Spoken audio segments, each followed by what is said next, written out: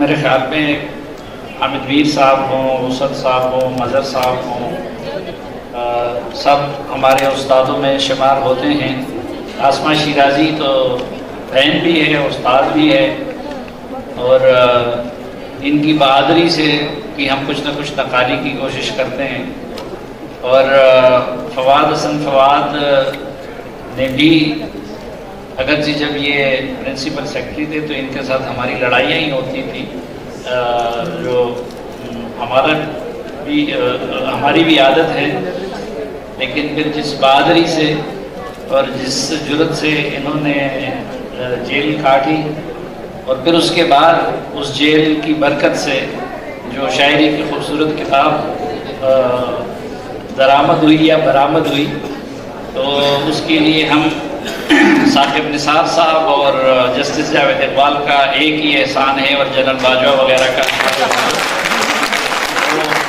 فواد حسن فواد کی کتاب ہے، تو ان کی بھی یہ حیثیت ہے۔ اور جو احمد شاہ صاحب ہیں، وہ تو اپنی ذات میں ایک منی پاکستان بھی ہے، اور اس طرح کے مواقع کا اہتمام بھی کرتے ہیں۔ تو یہ جو گستاخی اثر میں میری ہوئی تھی، تو اللہ نے مجھ پہ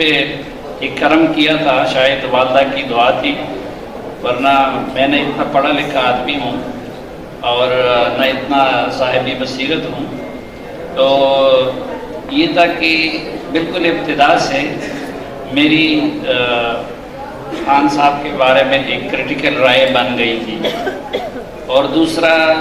مثلاً 2007-08 سے ہم یہ سمجھ رہے تھے کہ یہ بیسیکلی اسٹیبلشمنٹ کا پروجیکٹ ہے۔ جب وہ ڈرون اور ان کے خلاف بھی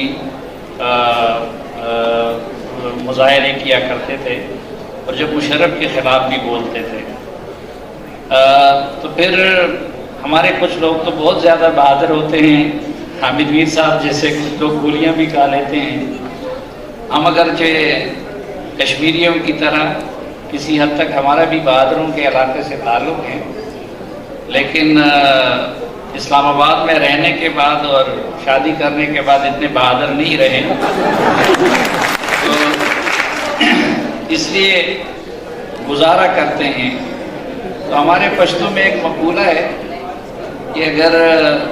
بینس پالنے والے کو غصہ دلانا ہو تو اس کے کٹے کو مارو۔ تو جو یہاں پہ میڈیا کا سیشن ہوا، اس میں آپ لوگوں کو اندازہ ہوا ہوگا، تو حامد میر صاحب تو سیدھا یا آسمہ صاحبہ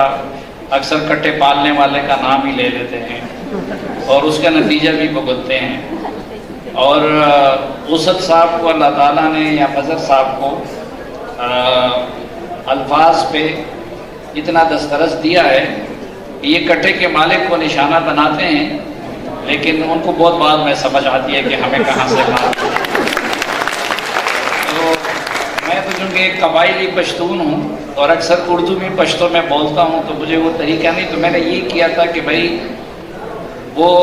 کٹے کو مارو کٹے کے مالک کی بجائے۔ تو وہ جو پہلی میری کالم ہے، یہ جو کتاب اور تبدیلی لائی گئی، وہ الیکشن کے امیڈیٹ بعد چھپی، کیونکہ اس وقت میرا غصہ بھی بہت جمع ہوا تھا، کیونکہ جب الیکشن ٹرانسمیشن ہو رہا تھا اور ہم نے پولنگ ایجنٹوں کو نکالنے کی اور اس کی بات کی کہ آر ٹی ایس کے بیٹھنے کی، تو آئی ایس پی آر کے کہنے پہ نہ صرف یہ کہ مجھے پروگرام سے اٹھایا گیا، بلکہ آئی ایس پی آر کے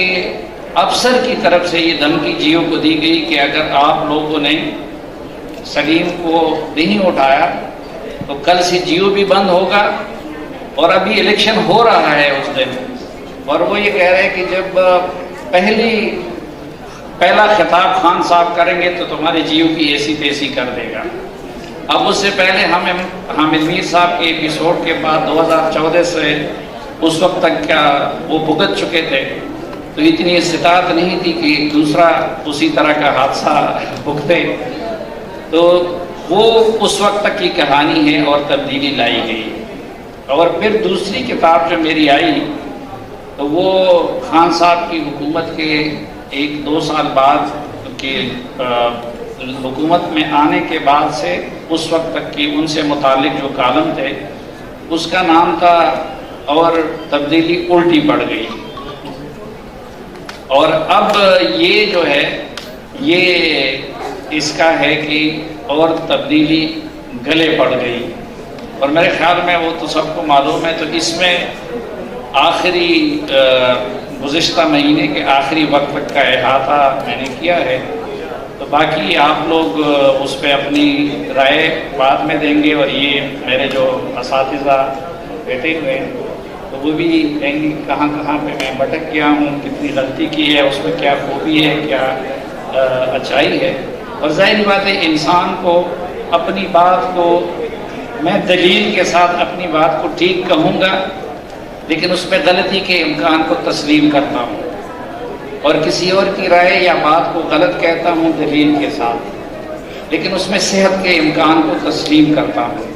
اور اس کے لیے ضروری ہے کہ ہم مکالمے کا ماحول پیدا کریں۔ میں اپنی کسی بھی بات کو ہر پہ آ کر نہیں سمجھتا،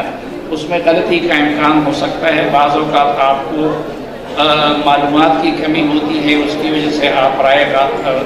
غلط قائم کر لیتے ہیں، بعض اوقات آپ کسی جذباتیت کا شکار ہو جاتے ہیں۔ یہ چند گزارشات تھی، اور میں ایک بار پھر مشکور ہوں